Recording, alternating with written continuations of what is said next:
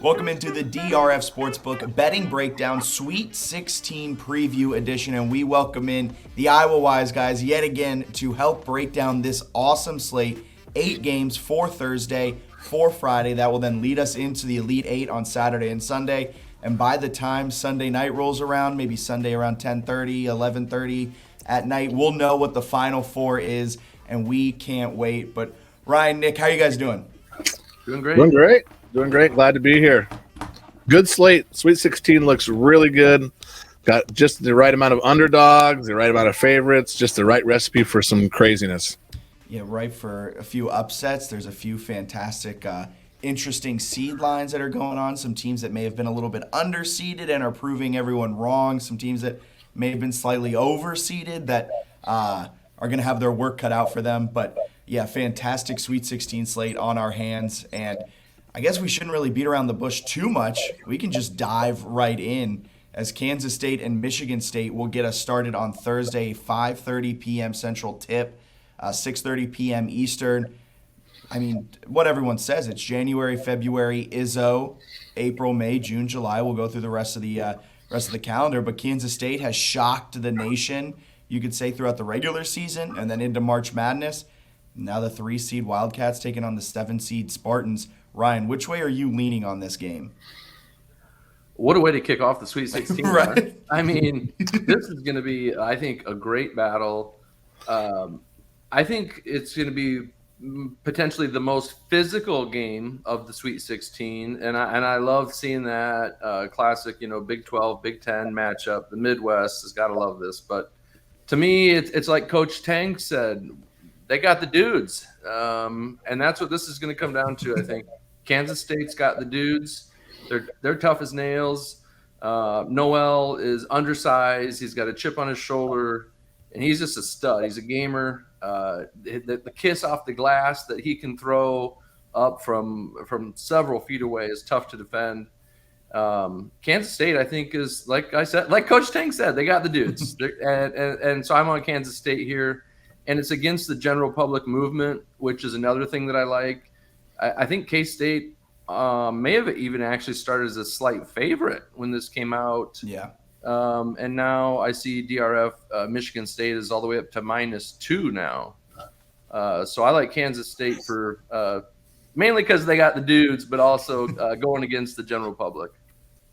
Nick, what are your thoughts on this game? Yeah, I agree with Ryan. This is a tough game to handicap. It's kind of crazy here. Michigan State, the Big Ten had 8 teams in the tournament, and Michigan State's the last one standing, which I don't think anybody would have expected. But I wasn't very high on the Big Ten coming into the tournament either. So, the Spartans were the sixth best three-point shooting team. Say that a couple times quickly, but sixth best in the country. And they've only made 7 of 30 in the tournament. And, how dangerous do they become if they start hitting those threes? And maybe it's a situation where they're not shooting well because of the environment, the arenas that they're playing in. So I actually look for that poor shooting to continue. And, like Ryan said, I like Noel. And I think, a lot of people like Michigan State. Obviously, all the money's on Michigan State. I think people look at Tom Izzo and his record in the Sweet 16 and think, this is a gimme here. This is a great spot to get on the underdog early when K-State opened as a favorite. But I think Kansas State gets it done here. I like Kansas State. I think they're a better team, and I think they come from a better conference, a little more well-tested against some of this top competition. So give me K-State here. How does that feel, Nick, having to say that coming from the Big 12, they're a little bit more battle-tested as a Big 10 Iowa fan? It's rough. It is rough. I think that the Big Ten is slightly overrated, as we've come to find out. Yeah. And with Kansas State being plus 110 on the money line and plus 2, that is I'm itching to take that. It pains me to go against Tom Izzo, and I think if you're looking at the coaching edge in this game, which matters a lot in March, Michigan State has it, but what Tang has been doing with that team in his first year in Manhattan has been absolutely fantastic. So I'm with you guys. Kansas State at plus 110, I think just outright winner on that money line is too good a value to pass up. You may think Michigan State and Kansas State are very evenly matched, but when the higher seed who's outperformed Michigan State for the entire year is plus money, I feel like you got to take it. And that will lead us into the second game of the day, UConn, Arkansas, another fantastic matchup. I mean, I won't say that for every single matchup, I swear. I'll use different adjectives to describe them as we go along. But UConn number 4, Arkansas was 8.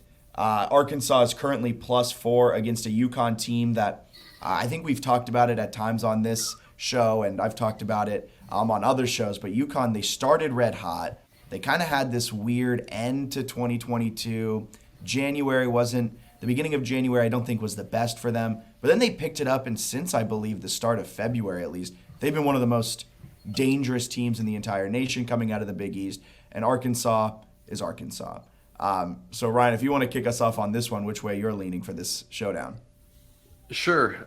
This is another example of the bookmakers, the books, the handicappers. They know what's up, and there's a reason UConn was actually favored to win the Big East tournament. They had the shortest odds to win the Big East tournament, like we talked about when we previewed the conference tournaments. Now they ended up not winning it. Marquette did, but there's a reason UConn was favored, even though they finished 4th or 5th in the regular season. So I think odds makers saw this UConn team coming, and I think they're going to beat Arkansas here. But again, we're talking about the spread, which is currently around Arkansas getting 4 points, right?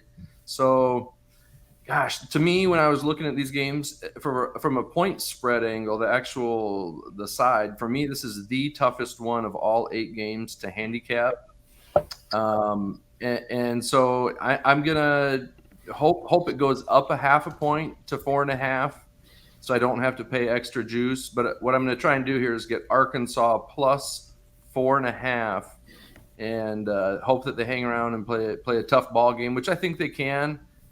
They really shocked me with that Kansas win. Arkansas just destroyed my brackets, my futures on Kansas, all that Kansas talk I had going. So I think Arkansas had a very impressive win, but UConn is just peaking at the right time. So I think UConn wins, but I'm going to try and get Arkansas plus 4.5 here.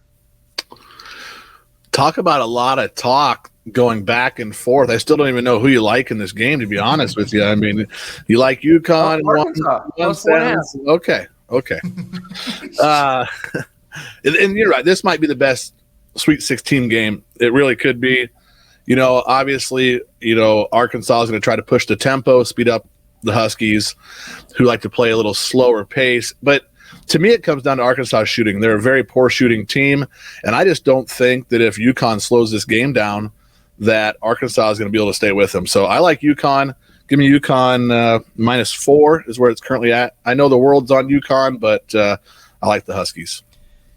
Yeah, I've kind of been a UConn believer this entire year during that kind of rough stretch.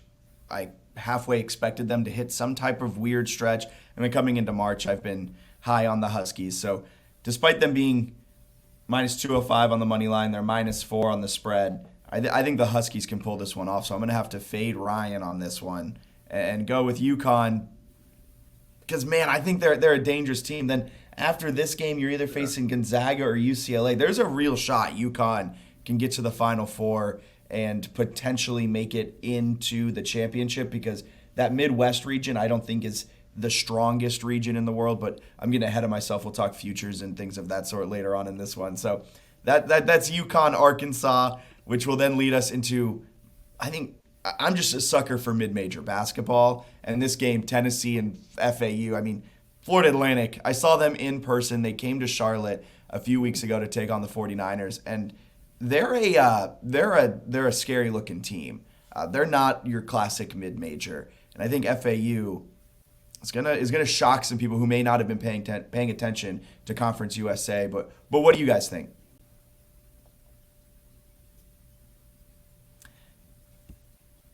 Nick, I believe you are muted. You're making some great points. I believe you. 100%. Florida Atlantic, definitely is a true player here, and I love watching them play basketball. They live on the offensive glass, which is one thing that does scare me a little bit in this game. Is Florida Atlantic has dominated the offensive glass the last couple of games. They don't have that big of an edge against Tennessee here, who's one of the top offensive rebounding teams in the country. But, I think that people like to back Rick Barnes as an underdog. As a favorite, maybe not so much. The Vols also struggle at the free throw line. I think it's going to be a very close game, and I'm going to have to lean Florida Atlantic here. I just think that it's going to come down to the wire, and I'll go with the team that shoots the better free throws. I like Florida Atlantic. You like them outright? I do like Florida Atlantic outright. I think there I was talking about ATS at plus 5.5 right now on DRF. But I think if I'm playing some money line underdogs here, this is definitely my favorite money line underdog of the tournament. Or of the weekend, excuse me. Yep. Well, we're going to disagree here. I think Tennessee rolls. Florida Atlantic just has not played the schedule to prepare for this kind of a ball game.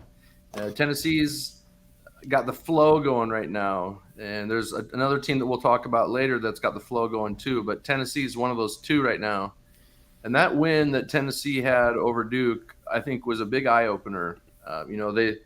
They lost one of their – Tennessee, I'm talking about now. They lost one of their key players a few weeks ago to major injury, and I think it took them a couple games to adjust, but now they're clicking, and I expect them to roll again. I saw FAU with the last couple games, and I was impressed with that win over Memphis, but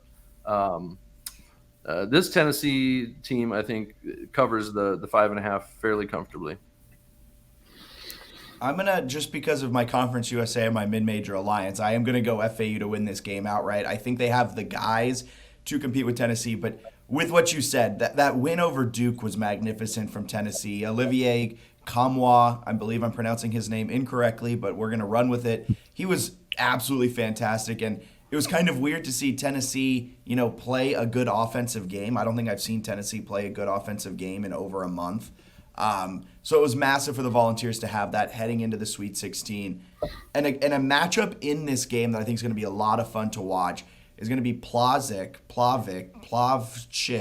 however you pronounce his name as well. I believe he's an Eastern European, 7'1", big guy, fouled out of the game against Duke, but had 10 rebounds, no points, is their enforcer down low. He'll be going up against Golden, a 7'1" sophomore for FAU. You don't see a lot of 7-foot plus at the mid-major level, and he is a baller for the Owls and Dusty May. But I'm going to lean with FAU because if they can score a little bit on this Tennessee offense, I don't see Tennessee having a career night from Olivier Kamwa again. I think FAU has the guys to go toe-to-toe with Tennessee. And if they're going to go toe-to-toe with them, I think they're going to win. If I was being a smart bettor here, I'm on FAU plus 5.5. But I'm not being a smart bettor. I'm going FAU plus 195. This is March, and that's what it's all about. Final game on Thursday will be UCLA at Gonzaga. Both of these teams, coming into the tournament, there was no hype around Gonzaga, and here they are making a very quiet Sweet 16 run, and they have a path open for them to make the Final Four maybe. Mark Few, can he break through finally with maybe his worst team in the last decade? Who knows? But Nick, do you want to start us off on this one? Yeah, I think it comes down to whether you're an offensive guy or a defensive guy. If you love offense and think offense is going to win here, you like Gonzaga. If you think defense matters in March, you like UCLA. And a part of the problem here is the status of some of the UCLA Bruins injuries. Singleton, injured there. I don't know what his status is going to be. And to be honest with you, the best player on the court probably going to be Drew Timme. And he's still in college, man. The fact that Drew Timme, he's only 22 years old. I think he's only in his fifth year. It feels like he's 30. He's one of those guys. He's got a 30-year-old's face. He's got an old man's face, that's for sure. And Gonzaga, 3-1 against teams left in the Sweet 16. UCLA has played none of those teams. This is a very tough game to handicap, but I think for me, with the injuries to UCLA, Gonzaga more battle tested than UCLA at this point. I think you got to roll with Gonzaga here. I think I like the underdog here. I like Gonzaga plus 1.5 on DRF. Well, I'm going against you again here, Nick. This is perfect. One of you guys are going to have a fantastic record at the end of the Sweet 16 in the Elite Eight. The other one's not, and it's going to be amazing to see how it shakes out. It's going to be fun on Twitter this weekend for sure. But this will be a really fun game, I think, to end Thursday night. A great game, Gonzaga, UCLA. These teams, if people remember their matchup in last year's tournament, that was epic. You know, Gonzaga with the game-winning shot at the end. Or was that 2 years ago? 2 years ago, the bubble year. Then Gonzaga went on to lose to Baylor in the championship, correct? Yeah. So I think UCLA, just karma, you know, it's UCLA's turn to win this big matchup. And I also just like UCLA's talent. And does it matter which coach is best dressed? Because if that matters, it's UCLA. Cronin is the best dressed coach. And Bruins, baby, to win this game. And I've got money on the Bruins still to win on a future that we can talk about later that I've had for weeks. So UCLA for me, Nick. Sorry. It's a tough one. I mean, this is a very tight game. It can go either way. You know, for the sake of the show, I'm picking a side, but my confidence level is not very high. I would not be shocked to see UCLA win the game. Are you putting money down on this game on one way or another? Is this kind of a stay away game because it is so close for you? I am not putting money on this game for the simple fact that I do not know what's going on with UCLA's injuries. I cannot play this game without understanding what's going on there. Again, I disagree. UCLA is probably my second favorite play Thursday night behind Kansas State. I love the difference in all of it. But I do worry about Singleton. However, he is a starter for UCLA, but not a huge kind of contributor for the Bruins. And I think it comes down to a few things in this game. Do you like offense, like what Nick was saying? Do you like offense? Do you like defense? Do you like coaches with DUIs in their past? Mark Few has one of those, so he beats out Mick Cronin in that one as well. But I'm going to go UCLA. I love Gonzaga. I think there's value on them at plus 102 on DRF Sportsbook. But UCLA has the second best defense. And normally when you have a great defensive team, your offense struggles a little bit. Just look at UVA in the past few years and what happened this year against Furman. UVA, again, slow tempo, fantastic defense, but they can't score to save their lives. UCLA's not that. They have the 21st best offense according to KenPom. This is a team that shoots it extremely well. They don't get their shots blocked. They don't turn the ball over. They don't really do anything exceptionally well, but they're just consistent enough to be the 21st best offense.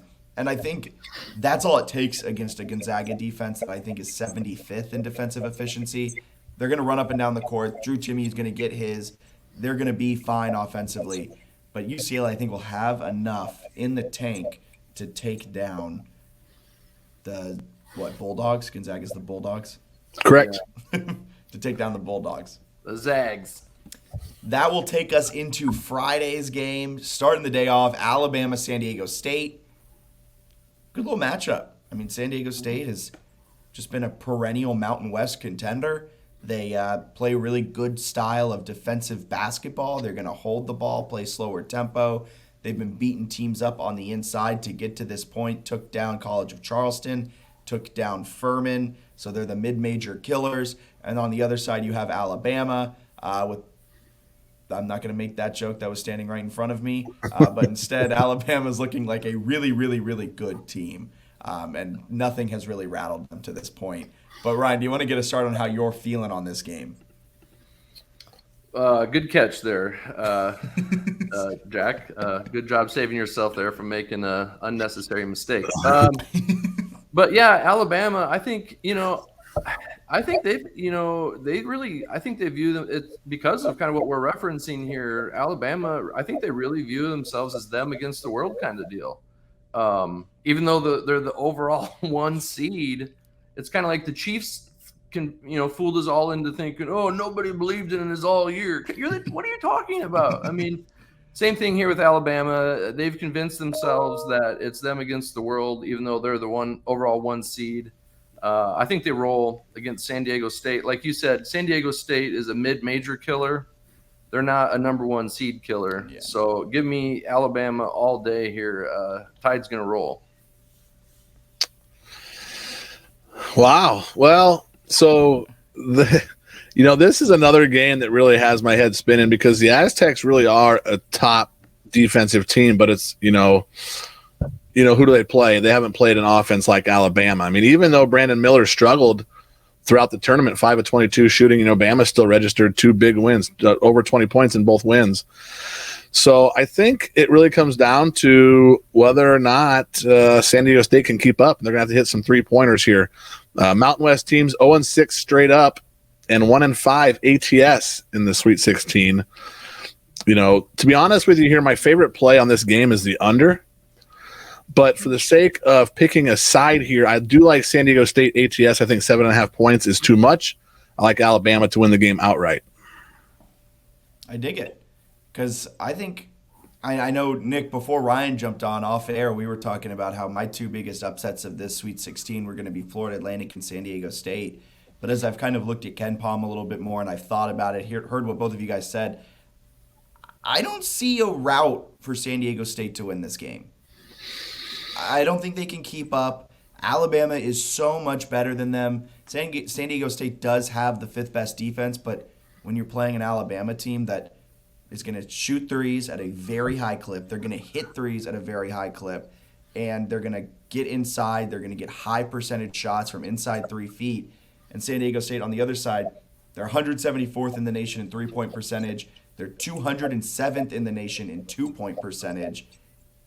Not a team that I think can go blow for blow with the most elite offense in the nation. So give me Alabama -7.5 here. I think they may roll and win by double digits, kind of with ease.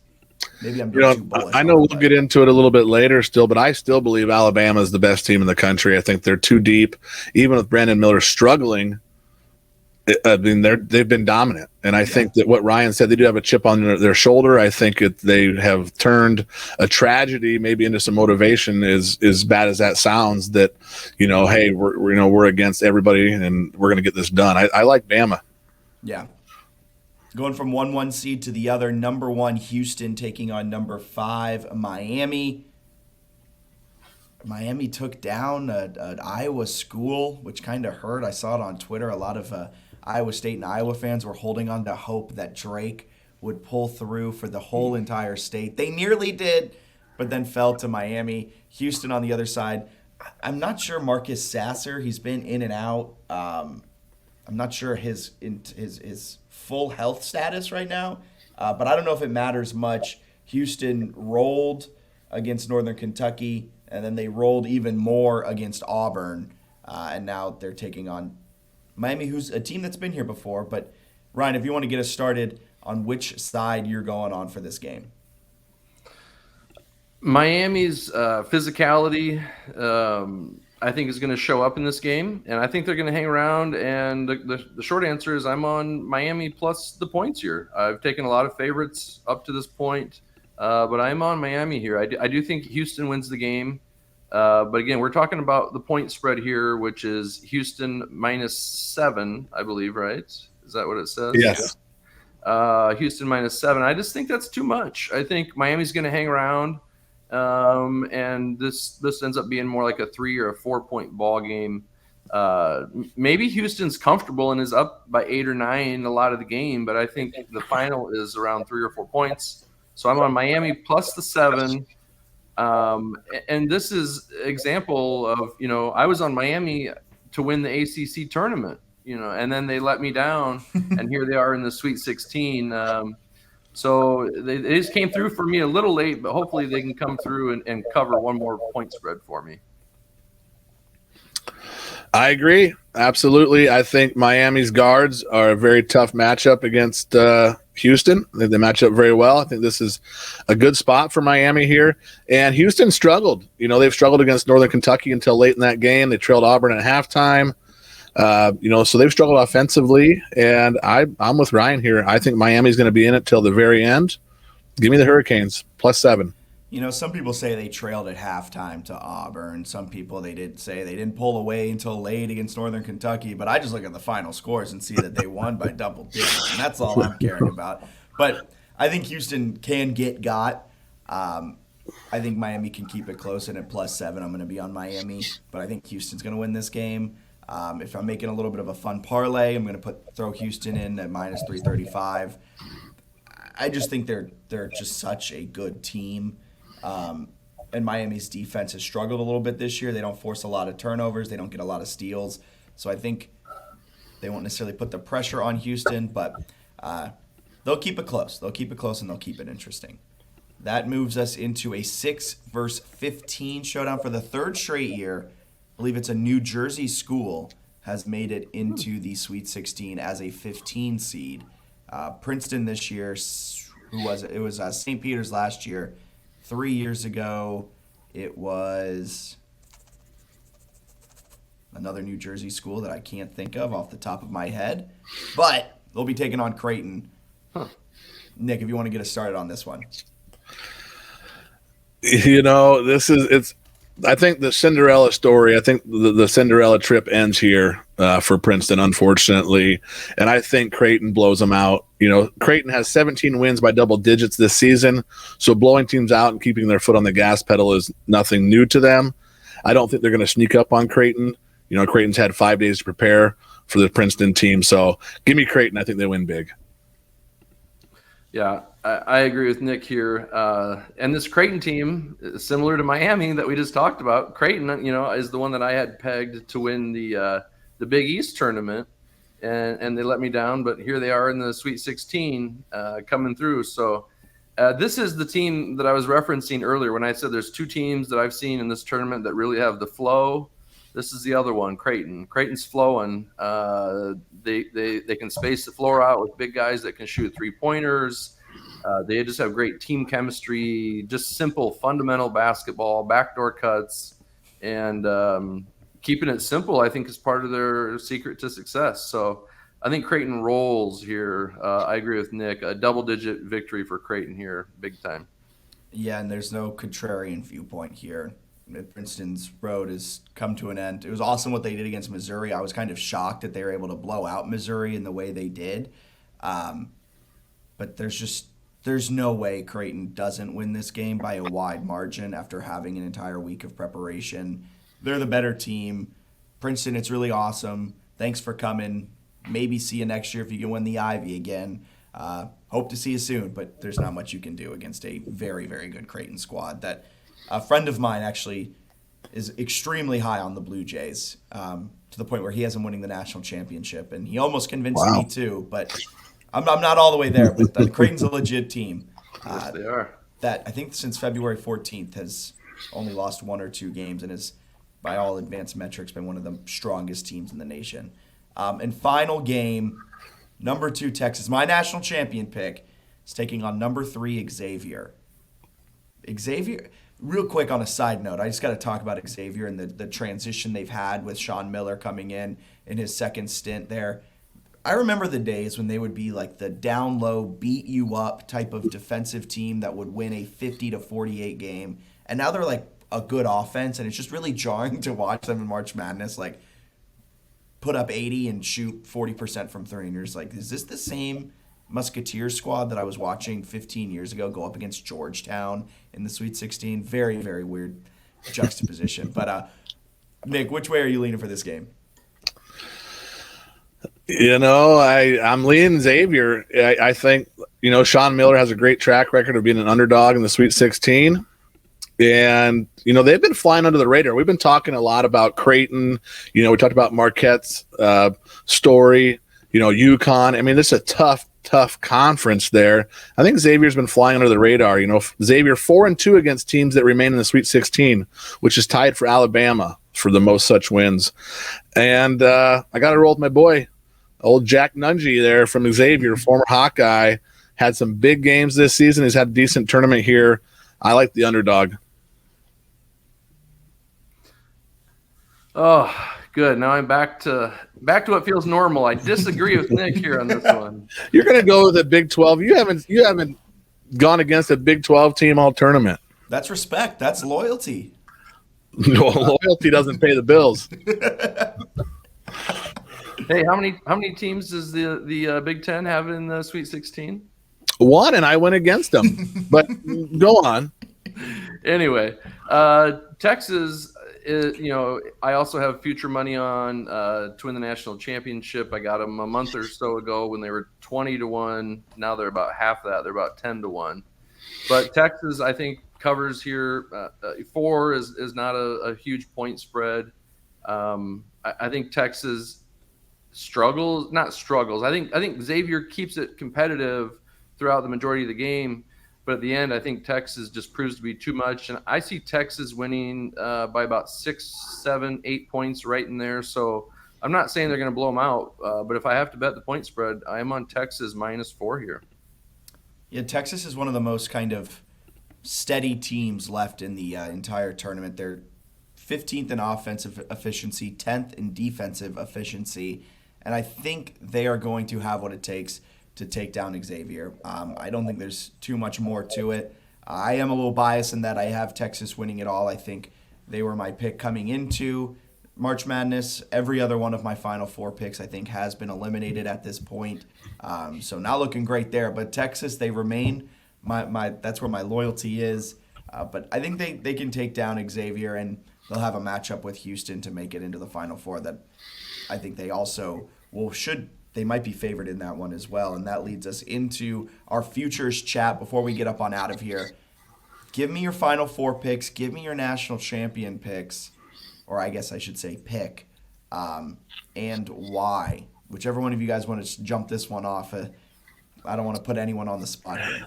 I can start. I'm pretty confident. I mentioned it earlier. I like Alabama in the South. I think they're the best team in the tournament, the best team in the nation.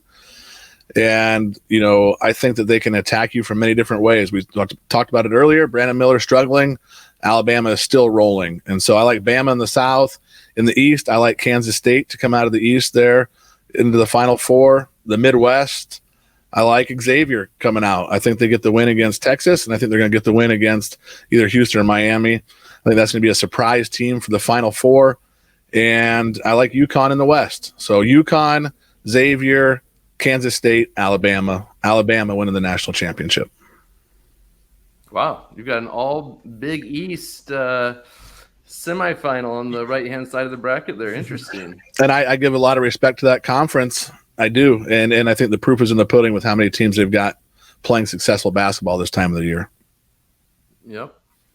Well, I agree with Nick on the left half of the bracket, so to speak. I've got Alabama and Kansas State as my 2 Final Four teams on that side. And on the right side, though, in the Midwest, I've got Texas going to the Final Four. I think they do beat Houston in the regional final. And then in the, I think it's the West bracket in the lower right-hand corner, so to speak.